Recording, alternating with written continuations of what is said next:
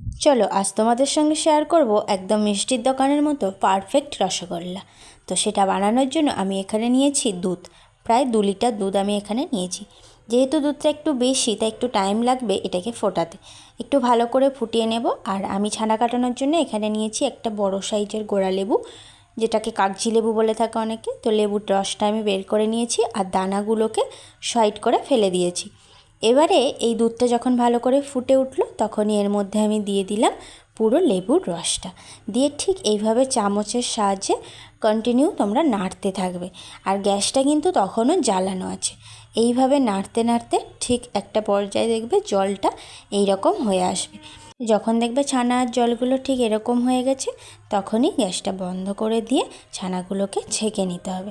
যেহেতু আমার এখানে অনেকটাই ছিল তাই আমি একেবারে পুরোটা ঢেলে নিতে পারিনি। এরকম একটা কাচের বাটি নিয়ে তার উপর একটা সাদা পাতলা কাপড় নিয়েছি এবং চামচের সাহায্যে এইভাবে আমি আস্তে আস্তে ঢেলে নিয়েছি। তোমরা চাইলে একেবারে ঢেলেও নিতে পারো। এরপরে কাপড়টা সাইড থেকে ধরে নিয়ে এইভাবে হাত দিয়ে ঘুরিয়ে ঘুরিয়ে জলটাকে আমি ফেলে দেব। যেহেতু গরম ছিল তাই একটু সাবধানে অবশ্যই জলটাকে বের করার চেষ্টা করবে, তবে এর মধ্যে যেন কোনো রকম জল না থাকে। এবার কাপড়টা খুলে এর মধ্যে বেশ খানিকটা ঠান্ডা জল আমি দিয়ে দিলাম। দিয়ে সেম একই রকম প্রসেসে আবার কাপড়টাকে এইভাবে ধরে ঘুরিয়ে ঘুরিয়ে জলটাকে বের করে নিতে হবে। যতক্ষণ জল পড়বে ততক্ষণ কিন্তু অবশ্যই এইভাবে কাপড়টাকে ঘুরিয়ে ঘুরিয়ে জলটাকে ফেলে দেবে, কারণ জল কিন্তু ভেতরে থাকলে মিষ্টিটা তখন একদমই ভালো হবে না। তাই যতক্ষণ জল পড়বে ততক্ষণ এইভাবে বের করে নেবে। যাই হোক, এদিকে আমার সব জলগুলো ছানার থেকে বের করা কমপ্লিট। এবার আমি কাপড় থেকে পুরো ছানাটাকে ঢেলে বের করে নিলাম। এবারে হাতের সাহায্যে একটু ভালো করে মেখে নিতে হবে।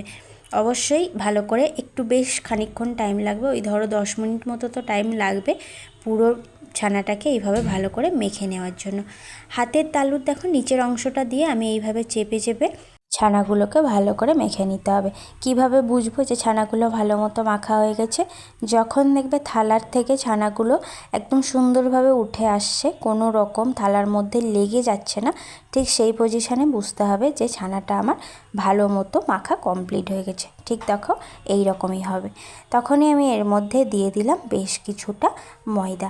খুব বেশি ময়দা কিন্তু আমি এখানে দিলাম না, ওই 1 টিস্পুন মতোই ময়দা এখানে দিয়েছি, একদমই অল্প। ময়দাটা দেওয়ার পর আবার ওই 1.5 থেকে 2 মিনিট মতো একটু ভালো করে হাতের সাহায্যে মেখে নিলাম। ব্যাস, তাহলেই আমাদের ছানাটা মিষ্টি বানানোর জন্য একদমই কমপ্লিট। এবার চলো সেরাটা বানিয়ে নিই। সেরাটা বানানোর সময় অবশ্যই জল দিয়ে তারপরে চিনিটা দেবে। আমি যেহেতু এখানে প্রথমেই চিনিটা দিয়ে দিয়েছিলাম এবং তারপরে জল দিয়েছিলাম, যার জন্য আমার সেরাটা কিন্তু বেশ অনেকটাই লাল লাল হয়ে গেছিলো, ওই ঠিক গুড়ের রসগোল্লার মতো। কিন্তু না, তোমরা অবশ্যই আগে একটু জল দিয়ে তারপরে চিনিটা দিও, তাহলেই কিন্তু সাদা হবে। দেন এর মধ্যে আমি একটা এলাচ গুঁড়ো করে দিয়ে দিয়েছি। জলটা যতক্ষণে ফুটছে ততক্ষণে আমি চলো এদিকে রসগোল্লাগুলো গোল গোল করে নিই। হাতের সাহায্যে এইভাবে অল্প অল্প একটু একটু করে কেটে ছোট ছোট করে আমি গোল্লা গোল্লা করে নেব। একটা আমি তোমাদেরকে দেখিয়ে দিলাম, বাকি সবগুলোকে সেম একই রকমভাবে আমি গোল করে নিয়েছি। আর যতটা পরিমাণ গোল করবে তার থেকে কিন্তু সেরাতে দেওয়ার পরে আরও কিছুটা ফুলে যাবে, তাই সেটা মাথায় রেখে অবশ্যই তোমরা সাইজটা করো। ততক্ষণে চিনি সেরাটা আমার এখানে ফুটে গেছে আর একটু চিটচিট ভাব হয়েছে যখন, তখনই কিন্তু আমি রসগোল্লাগুলো এর মধ্যে দিতে শুরু করেছি। অবশ্যই কিন্তু গ্যাসের ফ্লেমটা হাই থাকবে এবং এইভাবে মিষ্টির সেরার মধ্যে দিয়ে দেওয়ার পরে চামচ দিয়ে একটু ভালো করে নাড়িয়ে চাড়িয়ে দিলাম। ব্যাস, তারপরে ঢাকা দিয়ে রেখে দিয়েছিলাম ওই 5 মিনিটের জন্য। ঢাকনা খোলার পরেই তোমরা দেখতেই পাচ্ছ কত সুন্দর ফুলে গোল হয়েছে, ঠিক ততটাই নরমও হয়েছে। এবার চলো মিষ্টিগুলোকে রসের থেকে তুলে নিই এবং এই প্রসেসে বাকি সবগুলোকেও সেম একই রকমভাবে আমি করে নেব। এইভাবে মিষ্টিগুলোকে আমি তুলে নিলাম। এবার চলো আমি তোমাদেরকে একটা কেটেও দেখাই। এই ছিল আজকের রেসিপি। কেমন লাগলো অবশ্যই কিন্তু কমেন্টে জানিও, আর ভালো লাগলে একটা লাইক করে দিও। আজ তবে আসি, দেখা হচ্ছে নতুন একটা রেসিপি নিয়ে। Bye bye.